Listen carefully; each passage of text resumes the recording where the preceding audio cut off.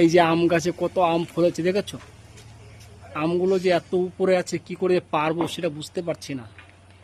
দেখা যাক কোনো কায়দা কৌশল করে পারা যায় কিনা, সেই চেষ্টাই করব।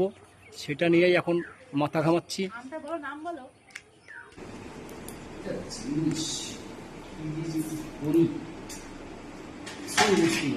এটা তো কাটতে হবে।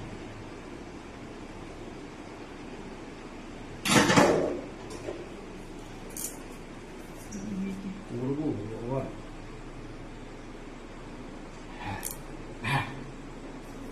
পেয়ে গেছি। এইটা দিয়ে একটা কাজে লাগে যাই, এইটা তো পেলাম। এবার একটা থলি দরকার। থলি। এইটা হবে থলি। এইবার চলো খেল দেখা।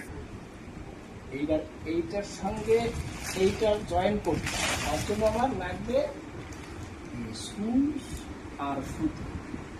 দেখা যাক পরের ভিডিও কি আসে। দেখো বন্ধুরা, তো অনেক চেষ্টার ফলে তৈরি করলাম আম পাড়ার একটা যন্ত্র।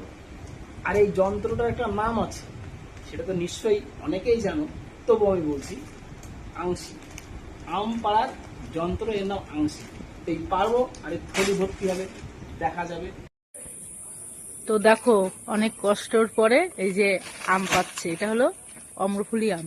তো পাড়তে পারছিল না, তাই ভাবছে তো কি করা যায়, তাই এই যে লগা করে এখন পাচ্ছে। তো বুদ্ধিটা কেমন হলো